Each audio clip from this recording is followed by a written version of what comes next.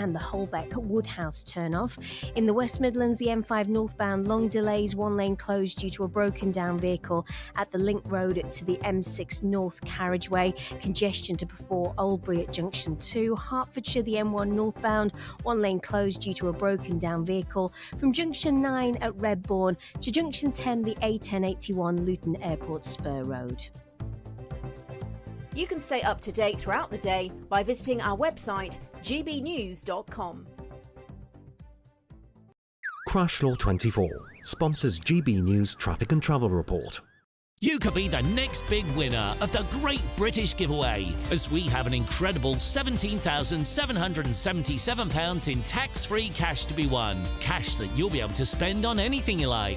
And if that wasn't enough, we'll also give you the latest Mulberry handbag, and not one, but two sought-after designer watches, so you can style it out this spring. For another chance to win the lot, text cash to 63232. One entry costs £2 plus one standard network rate message, or text bonus to 63232. 5 entries cost £5 plus one standard network rate message. Go to gbnews.com/win. Entries start from just £2. Call 0903 681 3232. Calls cost £2 plus your network access charge, or post your name and number to GB12 PO Box 8690 Derby DE1 9TT. UK only. Entrants must be 18 or over. Lines close at 6 p.m. on the 4th of April. Please check the closing time if listening or watching on demand. Hi, I'm Michelle Dewberry, and my show is your opportunity to cut through all the noise and dive in headfirst to some robust debates. Ideas clash. Situation, because the failure is... You're deliberately avoiding my point. Nothing's held back. And if you think this is the end of it, wait for more. And we do not shy away from the difficult stuff. Sometimes I want to shake people and say, if only you understood. So join me on Dewbs & Co. weeknights at 6 p.m, only on GB News, Britain's news channel. The royal family is an enduring symbol of tradition, unity and pride for Britain. At GB News, we celebrate what makes this country great.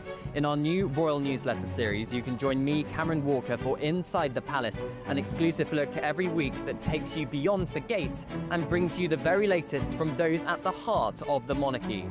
Never miss a royal moment again. Sign up now. Go to gbnews.com/royal newsletter and get the latest straight to your inbox.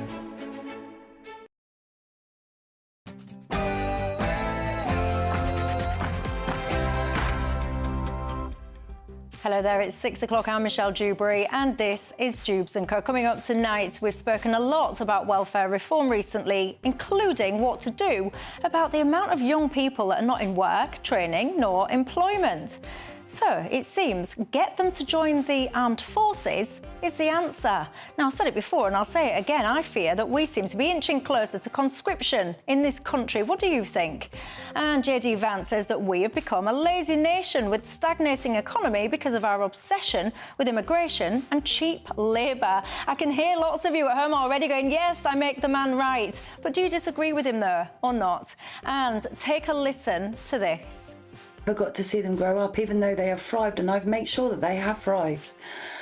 I've not seen my boys grow up, and that is heartbreaking for me. I still remember their little faces as the age that they was.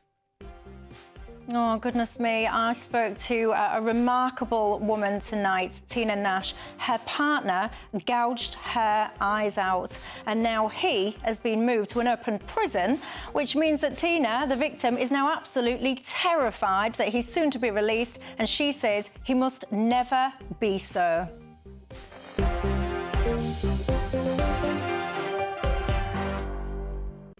Well, we've got all of that and more, and keeping me company to do so tonight, I've got Ben Habib, the chairman of the Great British PAC, and Zoe Grunwald, the journalist and broadcaster. But before we get stuck in, let's cross live and give you your 6 o'clock news headlines.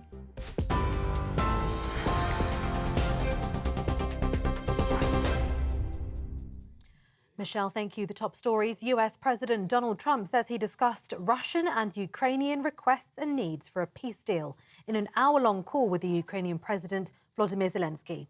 On his website, Truth Social, Trump says much of the discussion was based on the call made yesterday with President Putin in order to align both Russia and Ukraine in terms of their requests and needs. He added, "We are very much on track." The Kremlin says Putin and Donald Trump trust each other following their phone call, And a Kremlin spokesman also says the two leaders are determined to restore their badly damaged ties. The two had discussed and explored the possibility of a 30-day ceasefire deal between Ukrainian and Russian infrastructure. But despite that, Russia and Ukraine accused each other today of violating that new agreement after it was agreed by Trump and Putin. But a prisoner swap did go ahead. The Ukrainian leader spoke about last night's drone attacks by Russia on Ukraine's infrastructure, saying it showed Russia's not ready to end the war. Sir Keir Starmer expressed his support for President Zelensky in Prime Minister's questions this afternoon before going on to comment on the resumption of warfare in Gaza. Mr. Speaker, I'm deeply concerned about the resumption of Israeli military action in Gaza. The images of parents carrying their children, young children, to hospitals have emerged over the last few days are truly shocking, alongside the sheer number of people who've been killed. And we will do all that we can to ensure the resumption of the ceasefire, to get the remaining hostages out and to get aid that's desperately needed in. A teenager who was planning a mass shooting at his old primary school has been jailed for life with a minimum term of 49 years for murdering his family. 19-year-old Nicholas Prosper from Luton pleaded guilty to the murder of his mother, Juliana, who was 48, and his siblings Carl Prosper, 16, and 13-year-old Giselle. Court hearings today revealed he'd fantasised about becoming the country's worst mass school killer with a plan to kill 30 children and 2 teachers. In sentencing, the judge said the words heartless and brutal were insufficient to describe the horror of the last moments suffered by his victims. Elsewhere, Sir Keir Starmer has been directly challenged by Labour veteran Diane Abbott over the government's cuts to welfare, with the mother of the House telling him there was nothing moral about the plan. Miss Abbott says this is not about morality. This is about the Treasury's wish to balance the country's books on the back of the most vulnerable and poor people in this society. Well, her comments come after the Prime Minister said the rising cost of sickness and disability benefits is devastating for public finances and had wreaked a terrible human cost. It comes after the Work and Pensions Secretary Liz Kendall yesterday unveiled a crackdown on benefits aimed at saving £5 billion a year by 2030. She said the eligibility criteria for disability benefits will be narrowed in a bid to slash the money from the welfare bill. Shadow Chancellor Mel Stride spoke to GBNews. They've come to this very late. The reason why they fought shy of welfare reform has been, as you've seen, it's deeply divisive within their own party. And the consequences are that they will not be making the kind of savings in the welfare budget, which will continue to be rising very rapidly as they otherwise would. You need to have a measured and detailed approach to this, not be bounced into it all at the last minute because the Chancellor is scrabbling around for a few £1 billion here and there because she's messed up the economy, I'm afraid. And President Donald Trump has released approximately 80,000 pages related to the assassination of former President John F. Kennedy.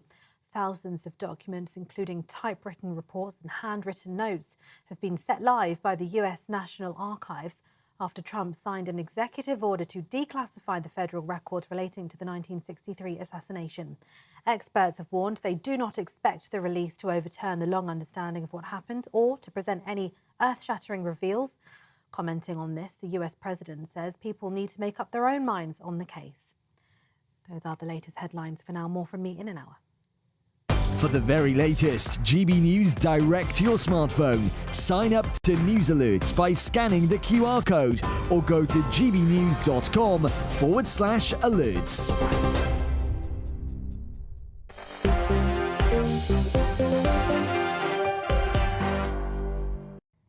Thank you very much for that, Tatiana. I'm Michelle Dewberry. This is Dewbs and Co. We're with you until 6 o'clock tonight. I found that last story in the headlines there absolutely fascinating. What do you think to all of these JFK assassination files and that have been released? Are you gripped to it? Are you desperately waiting for people to rummage through the tens and tens of thousands of pages? Do you think actually any of it will change your mind? Lots of you will have very strong opinions on what happened there. Get in touch and Tell me whether or not you're interested in that story.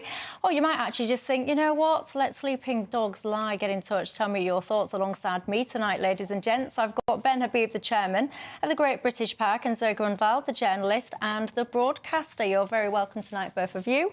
As are each and every single one of you, we've got so much we need to discuss. Let me tell you, a little bit later on in the programme, I spoke to such a remarkable lady, Tina Nash, she's called. Her story will stop you in your tracks. And actually, the premise of the story, it's all about soft justice in this country because her former partner, brace yourself, ladies and gents, he gouged her eyes out, left her permanently blind. It's sickening. Anyway, he's been moved to an open prison now with fears that he could soon be released. What on earth is this country coming to? Anyway, look, the Work and Pensions Secretary, Liz Kendall, she's been asked today, we've got all of these young people that they call NEETs, haven't we? They're not in employment training or whatever. What do we actually do with these people? Take a listen to the question she was asked about that. She mentions earlier in her statement, earn and learn. Does she agree with me that one way of perhaps attracting some people back into work is for her to have discussions with her colleague in the Ministry of Defence, the Defence Secretary? And would she agree with me that getting more young people into His Majesty's Armed Forces, Air Force, Navy, Army, would be a starting place? I absolutely agree with the honourable gentleman. So, what do you think to this? Because we've been talking for quite some time, haven't we, Ben Habib, about whether or not Rishi Sunak, actually, he had, I'm sure it was a manifesto. National Service. Yeah, National Service. Yeah. And one of the strands, not the only one, but one of the strands, was potentially military. And there was a lot of people up in arms about that.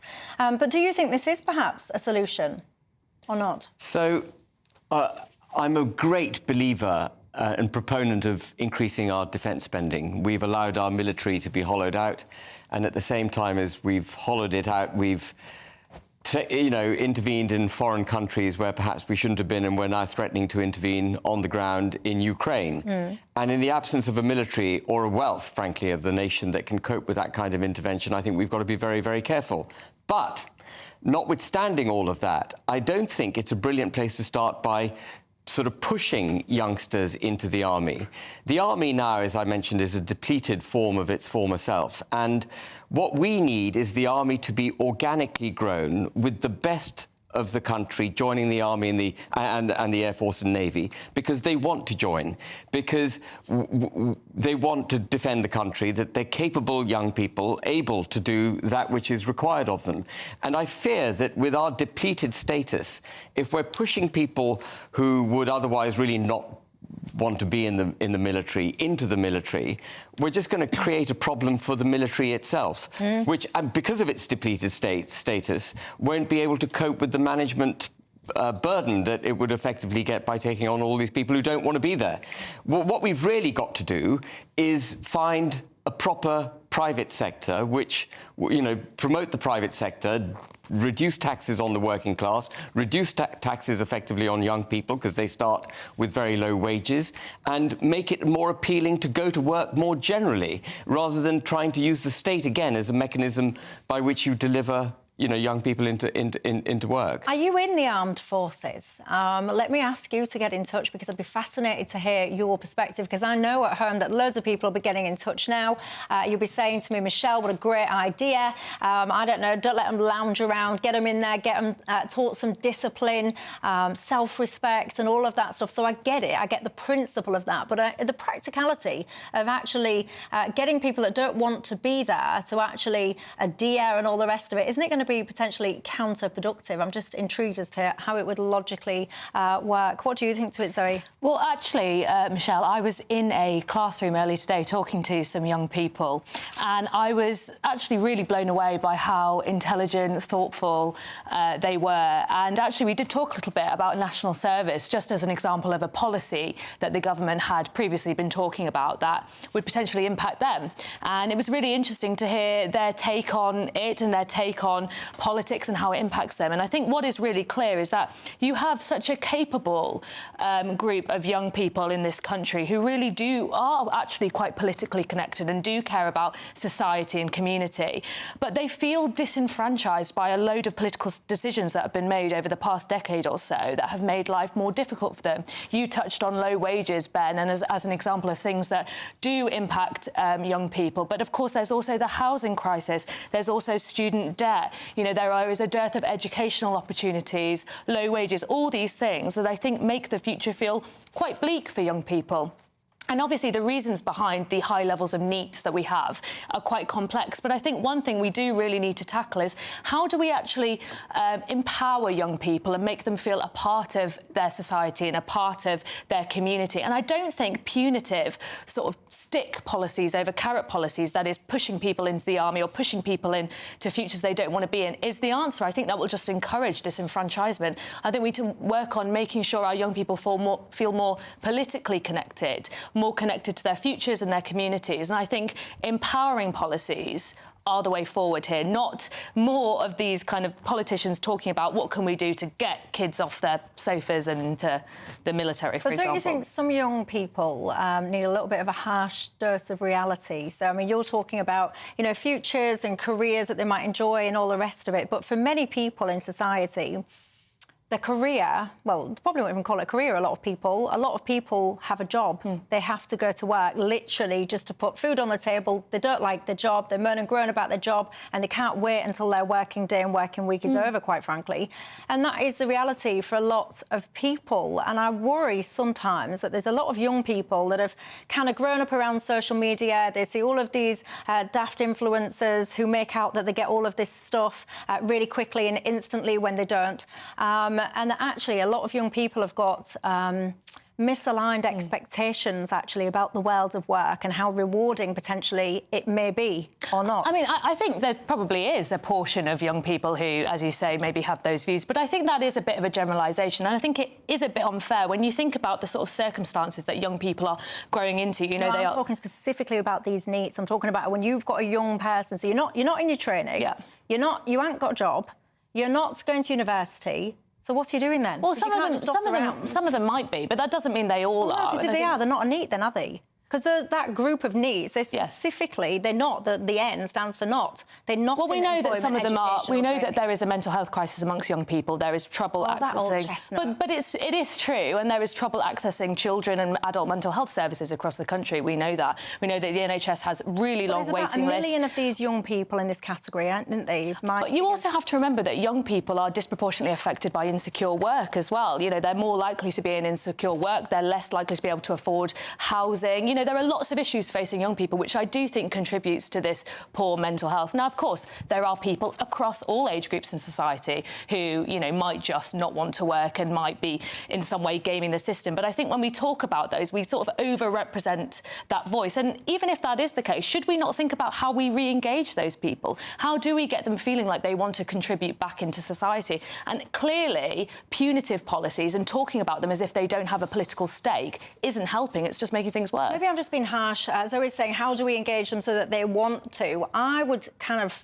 suggest, how do we engage them so that they feel they have to? It's not a choice. You don't just choose whether or not you contribute to society and whether or not you want to, as a young, healthy person, that you just choose, you know what, I'm not going to do anything. I'll sit on my backside and claim the dole. So, I mean, I'm not against a stick approach, by the way. I think there should be a bit of a stick in life. Life isn't a bed of roses, is it? I mean, my concern about her programme for the military is that she wants to push people who don't want to be in the military into the military. And that's not good for our military. We want a military that is completely motivated, believes in the country, wants to fight for the country and is capable of doing so, which is one of the reasons I was so against that ridiculous policy from the RAF the other day, wanting to recruit people from ethnic minorities. If you're listening on the radio, we're basically seeing like a load of soldiers. They're like mooching through kind of knee, if not waist-high water, dragging some kind of stretcher. I'm sure this is like a training exercise. Now, under they go through. I imagine that so many people be watching this going, if my son had to do that, if my daughter had to do that, they'd be whining and whinging about snapping their nails, losing their hair extensions, getting wet, getting cold. Can you imagine? Yeah, and I mean, it would be a good wake-up call for them to have to do that. And I remember doing corps at school and hating being out in the wet and the cold. What's corps? You know, CCF, Cadet Corps. Right. So we did that at school, and having to sleep out at night in tents and whatnot, it was a pain in the neck. But it adds a certain amount to your moral fibre and your strength and your ability to get up and do stuff. See, there you go, ladies and gents. It's not done him any harm. He was forced to sleep out in a forest when he was a lad. He's all right. I don't know. What do you think? I'm not undermining and belittling, just to be clear, I'm not undermining and belittling genuine mental health issues where literally you cannot physically go and work. I don't undermine those people. I feel very, very sorry for them, and I know that there is a lot of young people indeed that struggle, and I want those people of course, to get well. I just worry, though, that we are encouraging so many young people that actually you can just choose to stay at home and do nothing. What do you think? But I'm really interested, if you are in the armed forces, what do you think to these suggestions that you guys may be the answer? Get in touch. I'll see you back in 2. I want to talk about immigration, our economy, and how productive we actually are. JD Vance says that we're hooked on cheap labour from overseas. Do you agree with him or not?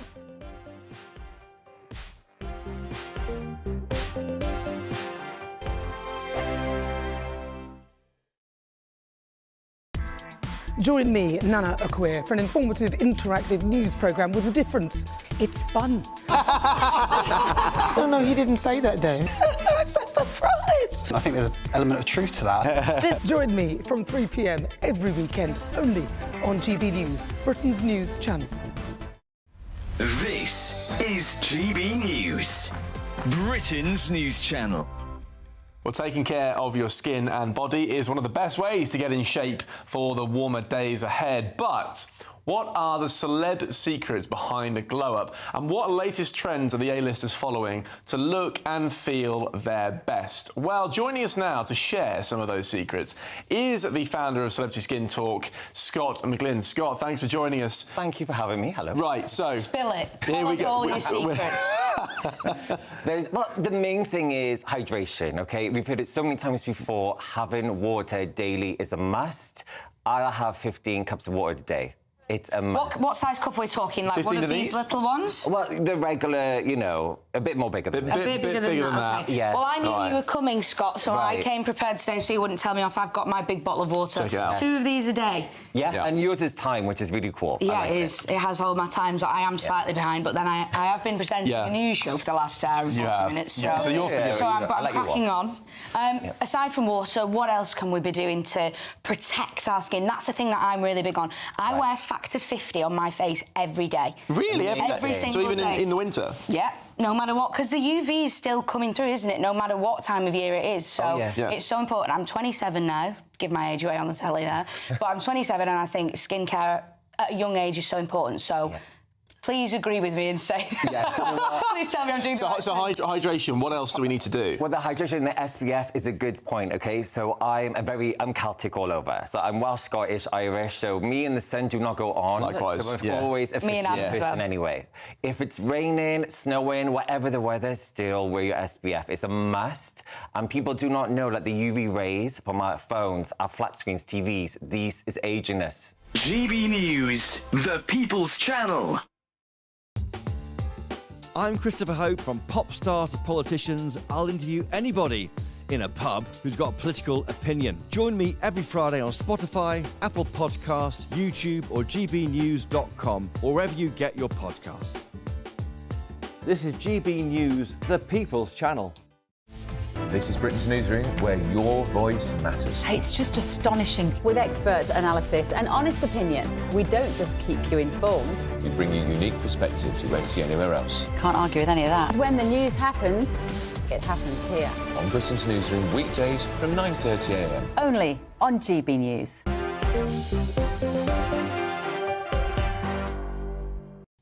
Hi there, Dewbs & Co with me, Michelle Dewberry, Ben Habib and Zoe Grunwald alongside me. Chris from Wellingborough, he's got in touch and said, Michelle, I went into the army when I was 21. He says, I only lasted a few years, but the opportunity of learning different skills and careers was an absolute benefit. He points out loads of teenagers come out of school, they don't know what they want to do. And this, he says, is a fabulous option. And it was the best thing that he has ever done. Yvonne says, my granddaughter absolutely loves the army. She's really happy and she would recommend it to all. And that's the thing, I guess, if you've got kids or grandkids, would your children even consider that as a potential career option or not? But look, JD Vance, he's been speaking out. Take a listen to what he had to say. If you look, in nearly every country from Canada to the UK that imported large amounts of cheap labor, you've seen productivity stagnate. I don't think that's not a total happenstance. I think that the connection is very direct. He also went on as well, basically to say that he thinks that many countries in the West, including us, have become really quite lazy as a result of some of this stuff. Ben Habib? Well, he's absolutely right, and the numbers speak for themselves. You know, we've got mass immigration taking place across Europe and into the United Kingdom, and GDP per capita has actually shrunk over the last 12 quarters. So on a GDP per capita basis, we are seeing the country getting poorer and poorer. And of course, that is bound to happen if the people that you're taking into your country are not highly skilled. In fact, I would say in many respects, we're taking in people who are entirely unskilled.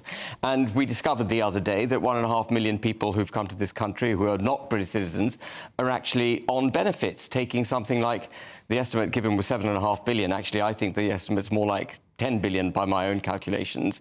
And then we've got another 8 billion per annum on illegal migrants. So that's about 20 billion a year in the economy just going out on migrants who aren't even working. And then, of course, if you're pulling out the rug from underneath the workforce by providing very cheap, unskilled labour, you make it very hard for young people and other people to get into work because it keeps a lid on wages. And so you end up in a kind of third world economic downward spiral, which we shouldn't be in. We should be a high-tech first world nation. Productivity needs to go up. Automation needs to go up. We need to, to the extent that we have immigration, we should be focusing on people at the high end. You know, nuclear physicists, to give a good example, perhaps. Surgeons, that sort of thing. We should not be taking in unskilled or unskilled and low-skilled workers at the rate that we're taking them in. It's absolutely, it's destroying the economy, and beyond that, it's destroying our culture, it's destroying communities. And when you put a protective blanket around these people, as we've done with diversity, equity and inclusion, and promote them, therefore, into the workplace because we fear when they, don't have a job, what you're doing is setting aside meritocracy. And when you set aside meritocracy, then you've got a whole new set of problems that you create for the economy. The damage that's being done with mass immigration to this country at every single level is enormous. Sorry?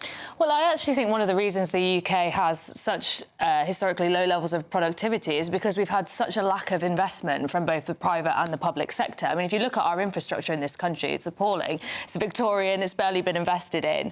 You know, we have a real skills gap. We have a real problem in attracting, retaining and upskilling our workforce. We don't spend nearly enough on research and development. There's just so many ways. I mean, you can look, the Conservative government did not invest at a time where interest rates were historically low in this country, and now what we have is a system where we aren't producing enough. We don't have enough skilled workers. And we've allowed businesses to basically preside over historically low wages as well. But that all happens with mass immigration. Businesses are not going to be incentivized to invest. The government can still invest, and the government sets the precedent for businesses to invest as well. You can't look to the government to create the infrastructure required for the propelling of the private sector. No, you can't. The private sector has to be the driver of economic growth. Otherwise, actually, GDP is not the right yardstick. I understand, Ben, but why would a business choose to invest in the UK if it looks at our public goods, if it looks at our trains, if it looks at our health service, and it says none of this is working? I'm not going to put my workforce here. And at the heart of it is an economic model which isn't working. And part of the reason our economic model isn't working is because we've turned our back on domestic British citizens as the workforce, and we've got hooked on this cheap, imported, in many respects, unskilled labour. But don't you think that's not the only reason. We've also got a regulatory system that's out of control. Energy in this country costs 3 times as much as it does in most other countries. That's partly down to net zero, very significantly down to this drive towards net zero. Well, it's with our dependence on oil and gas on the foreign markets. No, as well. not at all. We are setting aside, you talk about domestic production, we're setting aside farms for solar powered, for solar farms. We're creating solar farms instead of actually farming our own land, which is deeply damaging to our farming industry. We're practicing so many policies that are damaging to the economy. But as far as if you were to identify one single issue that is damaging the workforce in this country, making sure that GDP per capita doesn't move, it is mass immigration. But surely businesses have a key role to play in that, because they haven't upgraded their workers' rights, they haven't invested in wages, they have depended on low wages and migration to build their business Absolutely, practices. and businesses should not be allowed to get that comfort. Visas should be rejected for anyone earning, for argument's sake, less than $100,000 a year. Businesses need to be forced into upskilling and automating. Otherwise, they'll go for the cheapest option. Well, are you a business owner? How would we force you to do the things that Ben Habib is suggesting? Tell me your thoughts. Now, after the break, we need to talk about what I would argue is soft justice in this country. I'll share with you one of the most harrowing stories I've ever heard in all of my life, and we need to discuss the courts, the prison system here in the UK. I'll see you in 2. Ready to soak up that holiday sunshine? Won't we need some cover? No worries. All sorted. All Clear Travel Insurance sponsors GB News Travel Destinations Forecast. Whilst we're enjoying plenty of sunshine across the UK at the moment, it's a cool and blustery picture across the eastern Med, and we have stormy conditions up towards the west as well. So parts of Portugal and Spain really seeing some very unsettled weather with thunderstorms, heavy rain and strong winds over the next few days. Fine across most of Italy though, with some sunshine, and fairly decent across Greece and Turkey, but cool and blustery in those strong northwesterly winds. Temperatures are set to increase though over the next few days. All Clear Travel Insurance sponsors GB News Travel Destinations Forecast.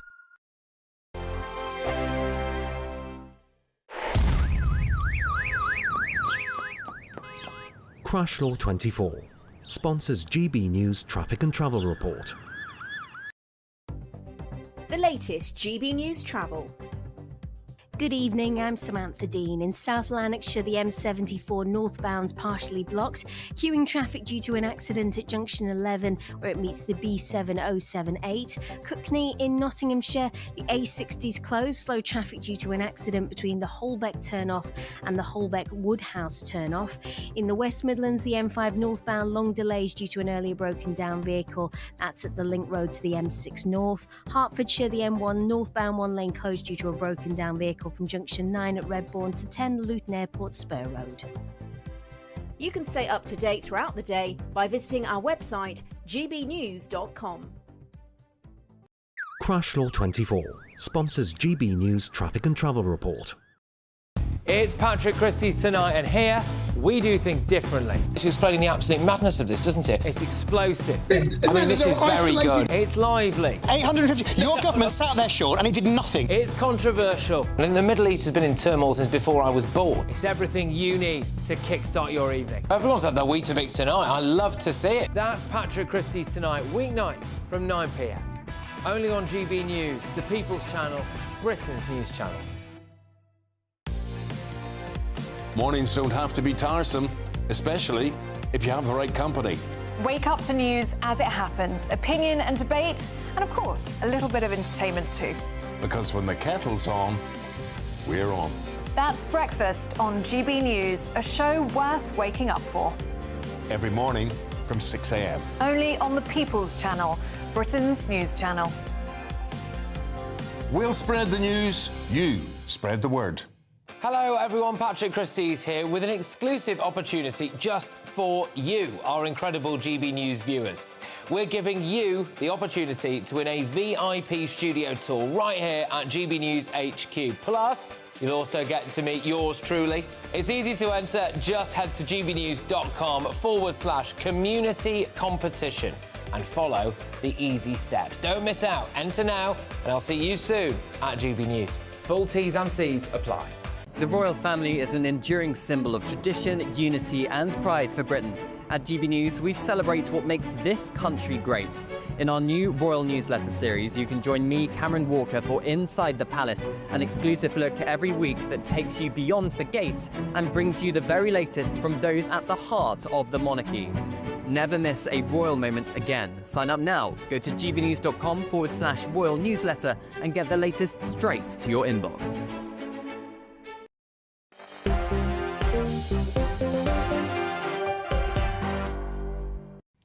Hello everybody, how are you tonight? I'm Michelle Dewberry, this is Dewbs and Co till 7. Ben Habib, the chairman of the Great British Pack, and Zoe Grunwald, the journalist and broadcaster, alongside me.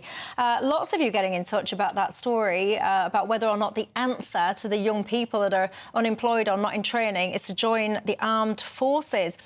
Many of you are saying it's just not practical. Paul says you've got to apply, then you've got to pass loads of tests. How on earth are you going to force people to pass tests? It wouldn't work. Jack says, I was a veteran. I've served 27 years. And he says he now feels that his country doesn't give... I'll use a bleep there, about him. He says, that makes me feel really sad. He is in Blackpool. Keep your thoughts on that one coming in now. I want to talk to you about soft justice in this country, ladies and gents.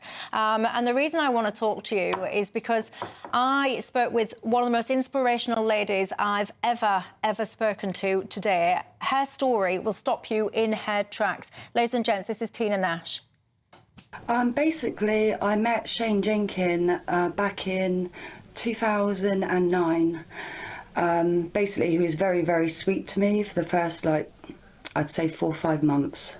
And I really fell for him. I've never really been in love properly until I met him. I was laying across the bed with my legs hanging off the bed and I was wrapped up in my duvet.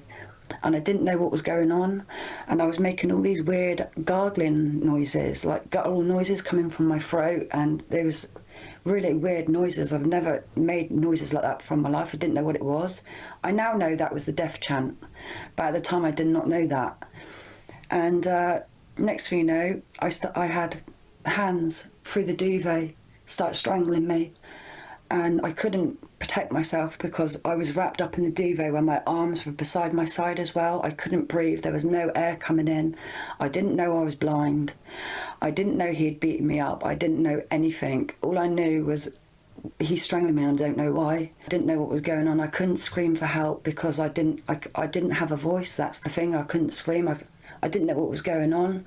I couldn't even scream out for help. And then next thing you know, his hands around my throat again, strangling me. And this time I knew that he was attacking me, and I could feel my legs stretching really out far. And then next thing you know, I opened my eyes and I was somewhere completely different. I actually thought I was outside on my trampoline sunbathing.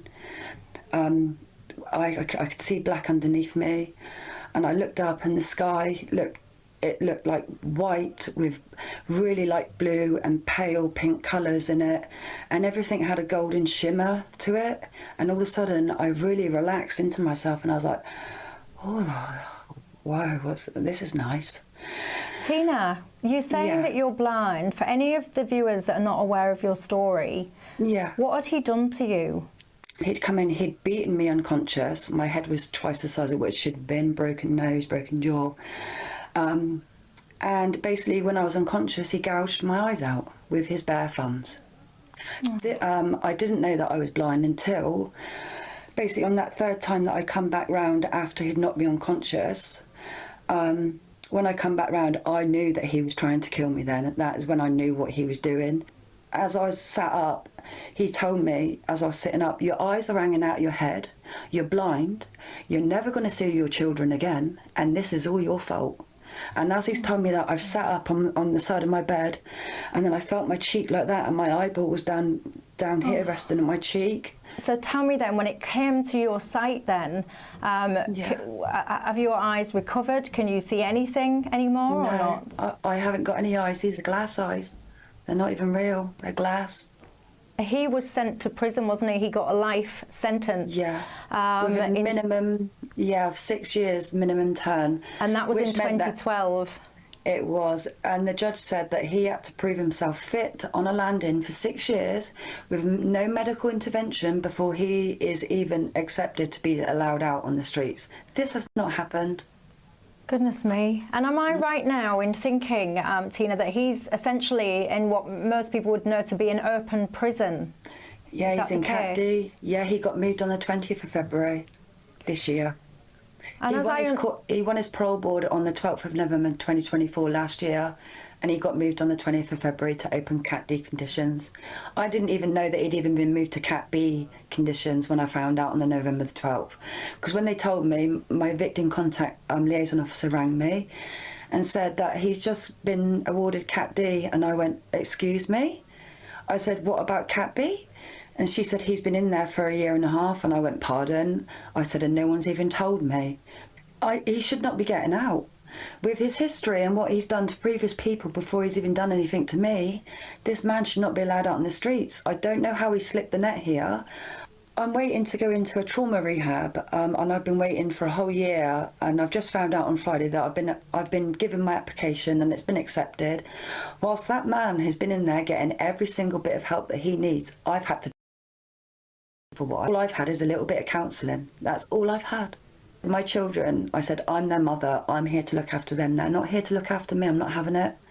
But they was persistent and kept trying me all the time to get my children to be young carers, and I was not having that. They deserve their childhood, and they're not here to look after me.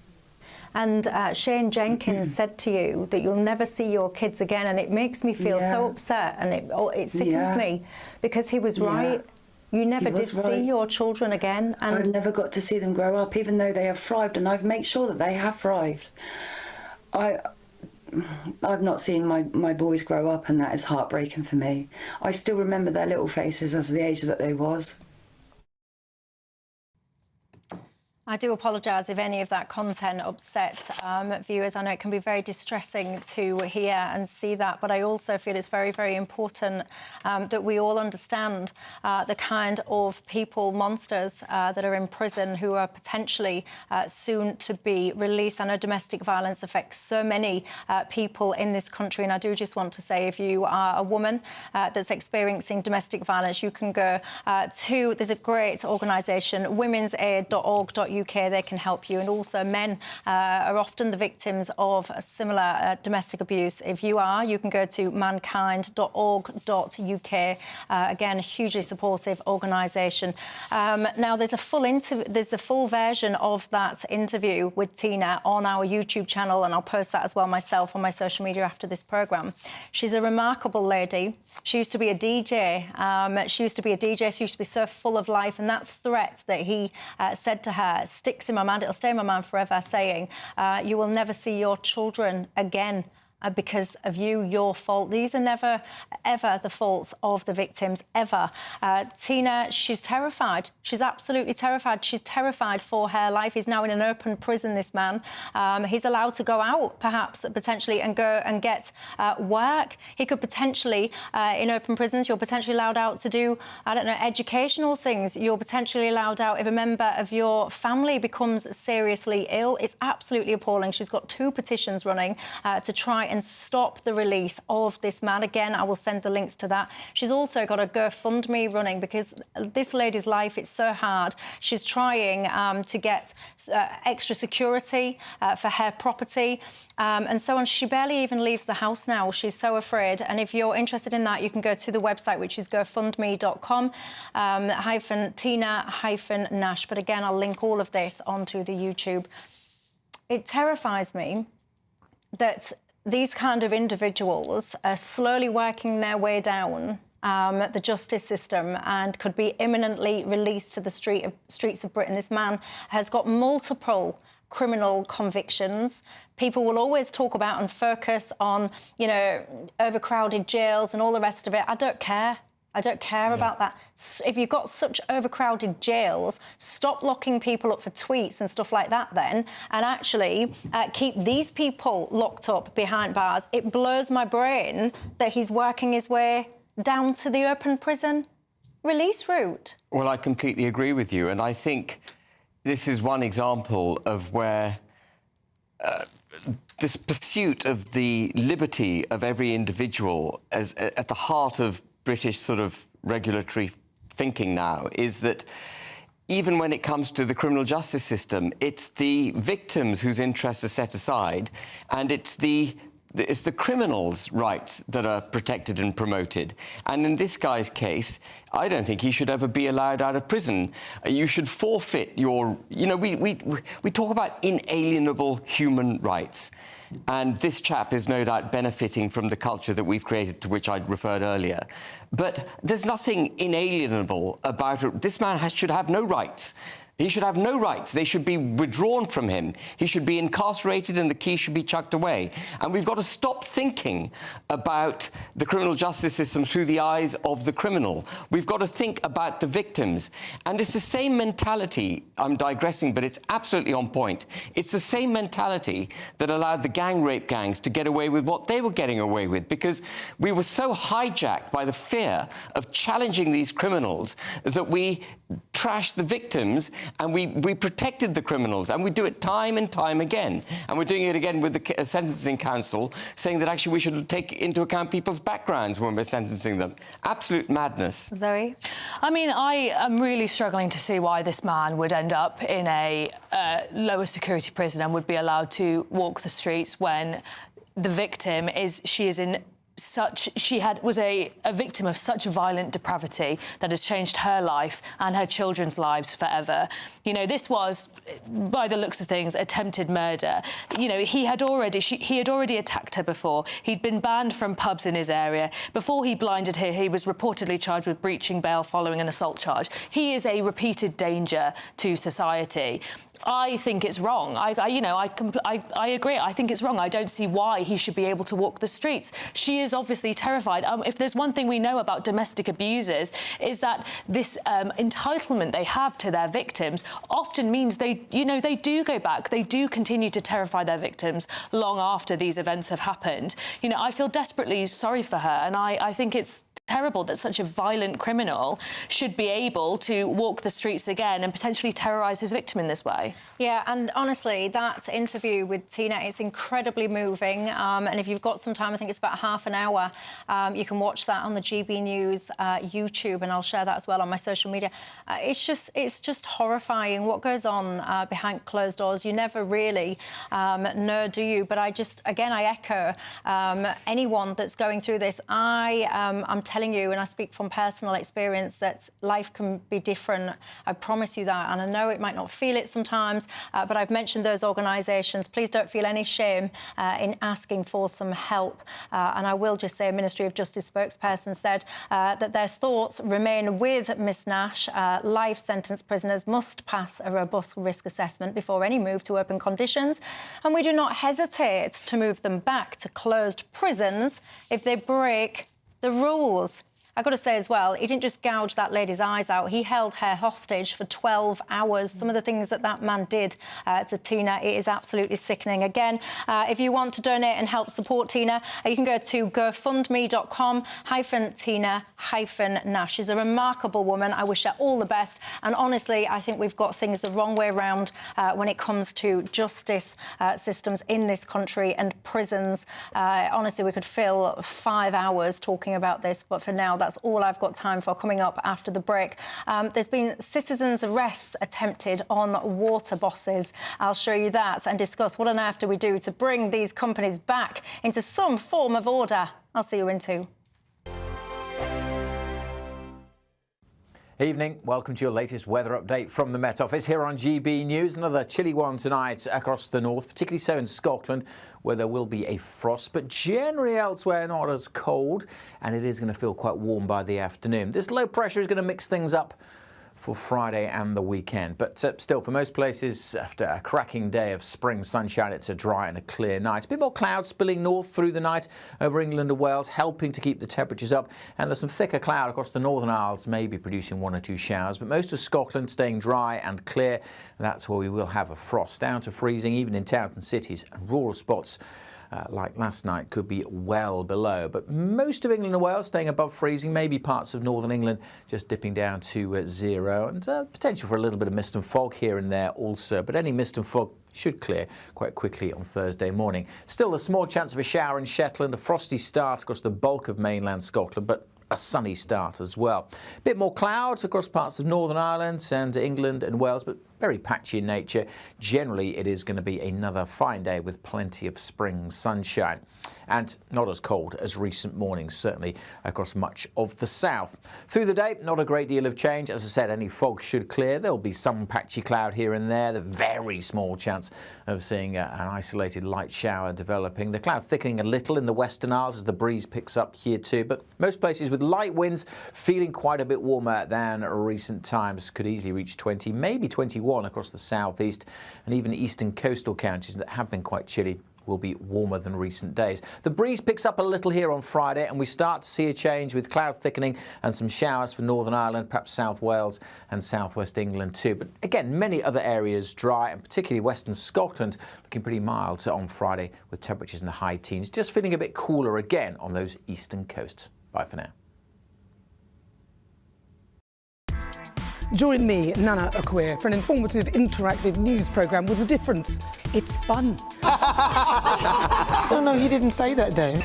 I'm so surprised. I think there's an element of truth to that. Join me from 3 p.m. every weekend, only on GB News, Britain's news channel. If you want your news to be straight talking, this is the nightmare for the Conservatives again. down to earth, It's not just Nottingham where this is happening, is it? and most importantly, honest, Hard-working, middle-class taxpayers, they'll get the book thrown at them. then catch me, Martin Daubney, Monday to Friday, 3 till 6 p.m. on GB News, Britain's news channel. I'm Christopher Hope. From pop stars to politicians, I'll interview anybody in a pub who's got a political opinion. Join me every Friday on Spotify, Apple Podcasts, YouTube or gbnews.com, or wherever you get your podcasts. This is GB News, the People's Channel.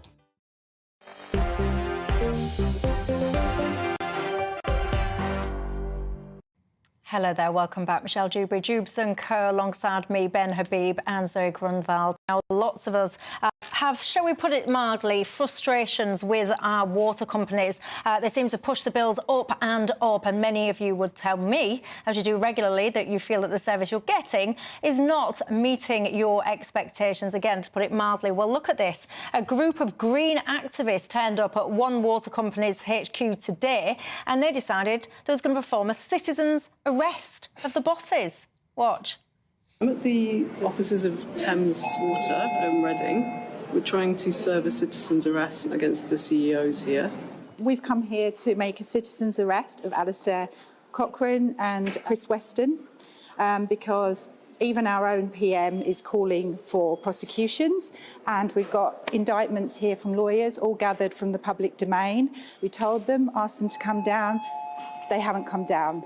I've just had a chat with my detective sergeant around the paperwork and the allegations, and obviously it is what you're saying, these are criminal offences, idle offences, etc.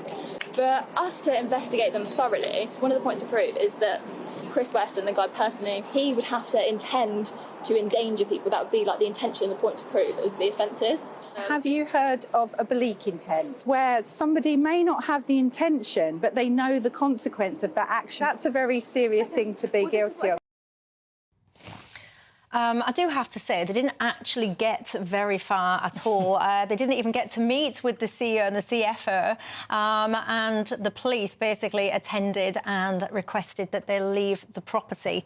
What do you think to that, Zoe? I think it's fantastic. I think it's good. I think it's a proper, good, organised bit of protesting against the fundamental mismanagement and greed that is these private water companies. I mean, Chris Weston is paid up to £2.3 million a year. That includes his company car, that includes his pension. Meanwhile, and you know, they're paying up billions in dividends to their shareholders. Meanwhile, we have water waste being pumped into our water supply. We have environmental damage.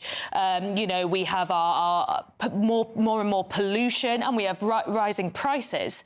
It is ridiculous. I mean, water is a public good. It shouldn't be there for private profit. This is an example of what happens when you allow a monopoly on a natural resource. I think it's a appalling that they are allowed to get away with this. And I think it is absolutely correct that these campaigners have done this. Yes, it's probably a bit of publicity stunt. There was no way that Chris Weston was going to come down from his very comfy office. But I think it makes a good point. What is happening here is criminal.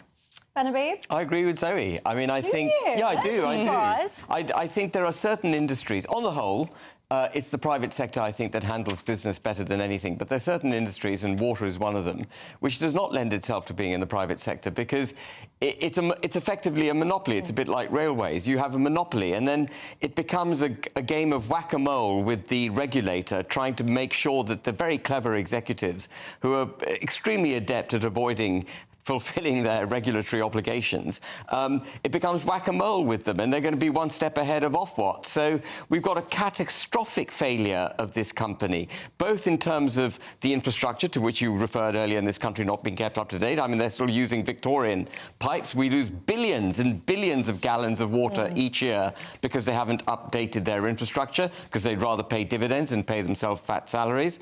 And they're pumping sewage and whatnot into the system when they shouldn't be doing it. They should be removed from office.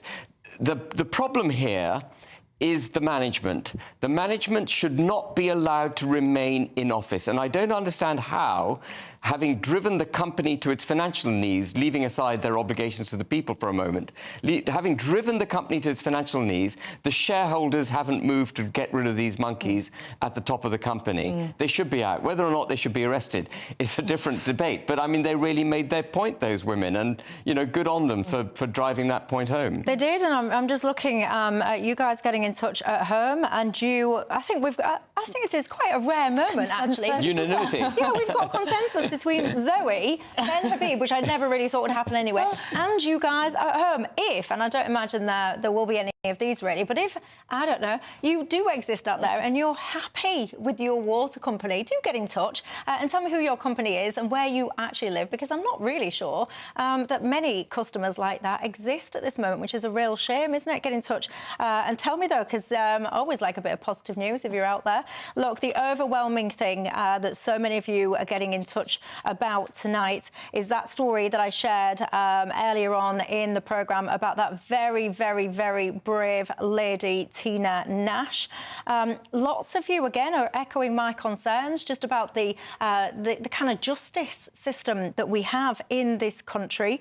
Lots of you are also getting in touch saying, Michelle, we are just turning too soft. You've got lots of concerns about the two-tier justice that Ben Habib mentioned as well. And yeah, lots of you also getting in touch and sharing your stories about domestic abuse that you very sadly experienced in your life. Look, I want to end the show and I'll just echo the point that I made earlier on. If you're in that situation, I know, trust me, we've experienced it myself in my own family, and I know how difficult it is, how terrifying it is, and how confusing it is, and how you think it's your fault. It's not your fault. But don't feel any shame in asking for help. womensaid.org.uk if you're a woman, mankind.org.uk if you are a man. And like I said, Tina Nash, blinded by her partner, her eyes gouged out. She will never see her children ever, ever again, and hasn't now since that happened. GoFundMe.com/Tina-Nash if you want to support her. That full interview is on the GB News YouTube page, and I'll share it as well. But you know what? We never know what goes on behind closed doors, do we? And I hope that all of you are as happy and healthy and as safe as can be. But for now, I do need to bid you farewell. Have a good night, and I'll see you tomorrow night. Expect a warm front, moving from the kitchen right through to the rest of the house.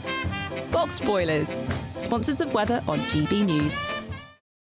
Evening, welcome to your latest weather update from the Met Office here on GB News. Another chilly one tonight across the north, particularly so in Scotland, where there will be a frost, but generally elsewhere not as cold, and it is going to feel quite warm by the afternoon. This low pressure is going to mix things up for Friday and the weekend. But still, for most places, after a cracking day of spring sunshine, it's a dry and a clear night. A bit more clouds spilling north through the night over England and Wales, helping to keep the temperatures up. And there's some thicker cloud across the Northern Isles, maybe producing one or two showers. But most of Scotland staying dry and clear.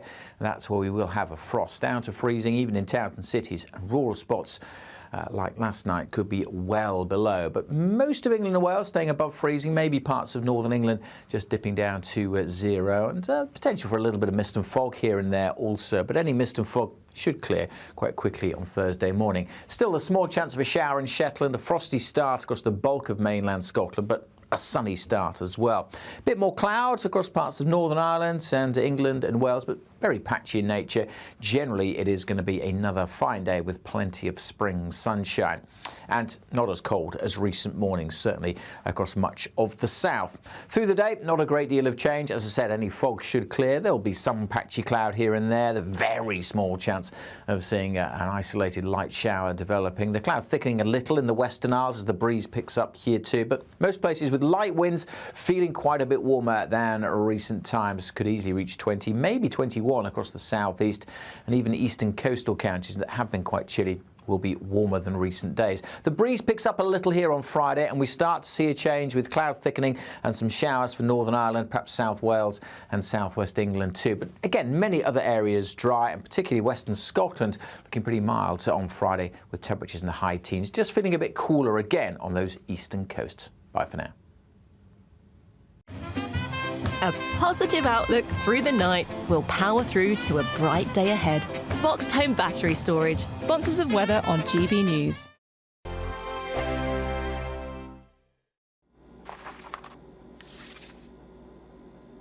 Crash Law 24 sponsors GB News Traffic and Travel Report. The latest GB News travel. Good evening, I'm Samantha Dean. In South Lanarkshire, the M74 northbound's partially blocked, queuing traffic due to an accident. At junction 11 where it meets the B7078. Lincolnshire, the M180 westbound one lane's closed due to a vehicle having a tyre change. From junction 2 at Belton to junction 1 at Bawtry. Hertfordshire, the M1 northbound one lane's closed due to a broken down vehicle from junction 9 at Redbourne to 10 Luton Airport Spur Road. Kent, the M20 eastbound exit slip road's blocked. Recovery work after a broken down vehicle at Maidstone. You can stay up to date throughout the day by visiting our website gbnews.com. Crash Law 24 sponsors GB News Traffic and Travel Report. We're giving you the chance to splash out this season with an incredible £17,777 in tax-free cash. Jet off on your dream holiday, treat yourself to something special, or just save it for a rainy day. You'll also receive 2 brand new designer watches and a Mulberry handbag, so you can really look the part this spring. For another chance to win the lot, text cash to 63232. One entry costs £2 plus 1 standard network rate message, or text bonus to 63232. 5 entries cost £5 plus 1 standard network rate message. Go to gbnews.com/win. Entries start from just £2. Call 0903 681 3232. Calls cost £2 plus your network access charge, or post your name and number to GB12 PO Box 8690 Derby DE1 9TT. UK only. Entrance must be 18 or over. Lines close at 6 p.m. on the 4th of April. Please check the closing time if listening or watching on demand. Good luck. Join me, Camilla Tominey, for a frank and honest discussion with those in power that cuts through the spin and gets to the heart of the issues shaping our nation. You haven't confirmed that you want to stand as leader, but you haven't ruled it out either. This report basically says that he's not fit to stand trial. Is he indecisive? Incompetent? I deliver the dose of reality Westminster needs. That's the Camilla Tominey Show at 9:30 every Sunday on GB News, the People's Channel, Britain's news channel. Exciting news. Every Friday, my Patrick Christie's Tonight Show is going to have a twist to it. We're welcoming some special guests. You. That's right, on Fridays I'm going to be doing my show in front of a live studio audience, because this show is about you and what you have to say. It's going to be the same big debates, same big topics, same big opinions, but every Friday night at 9 p.m. you are invited to come on down to Patrick Christie's Tonight to be a part of the action.